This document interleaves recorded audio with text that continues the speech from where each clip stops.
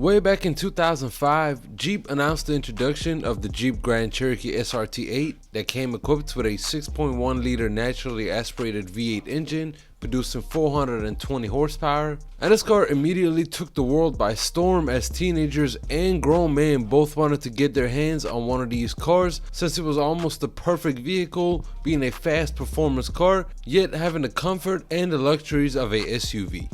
Jeep understandably kept the production of this car going while their brother company called Dodge announced the release of the Dodge Charger and Challenger Hellcats in 2015, which came with a 6.2 liter supercharged Hemi engine producing 707 horsepower and 645 pound-feet of torque. At the same time, the Jeep SRTs were doing good, now equipped with a 6.4 liter Hemi V8 engine producing 485 horsepower. But it seemed like all their customers wanted was that big old supercharged V8 engine, but the people that preferred to have an SUV didn't necessarily make the sacrifice of getting a Charger or a Challenger for that extra power, and the SRT Jeeps were also being caught up by all the other performance SUVs in the world, so Jeep decided to go all in and introduced us to the Jeep Grand Cherokee TrackHawk in 2018, now equipped with a Hellcat engine producing 707 horsepower and 645 pound-feet of torque, equipped with a 8-speed automatic transmission. But unlike the Dodge Charger and the Challenger, this car was also an all-wheel drive,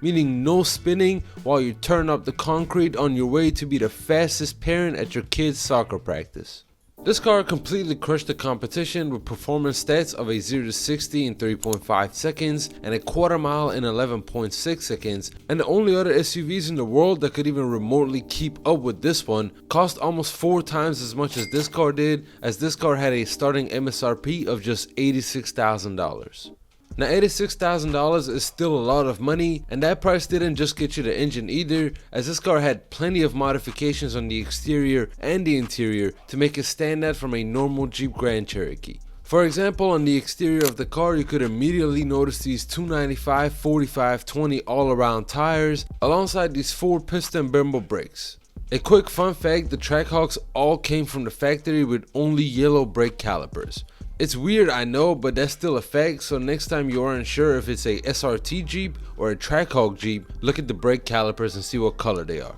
You also notice these functional hood scoops for the supercharged beast to cool down after you get done dusting everything in sight. But unlike the Hellcats and the Red Eyes, this car didn't come with its own cool logo from the factory, and to make up for that, you do have these supercharged signs on the side of the car and a TrackHawk logo on the back of the car. However, I don't think this car would need no introduction, as all you have to do is just rev that engine and let the supercharger do the rest of the talking for you.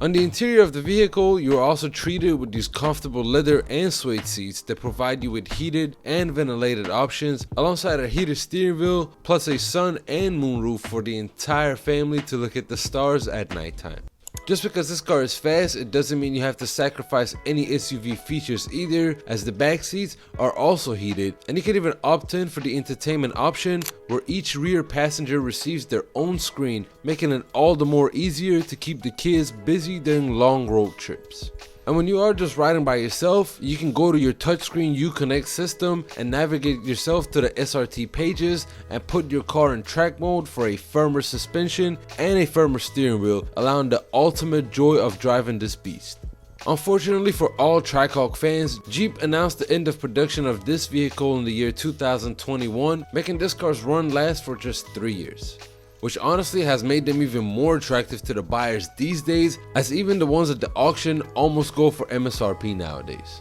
If you enjoyed this video, be sure to give it a like and subscribe for more content like this, and let me know what car you would like to see me do next.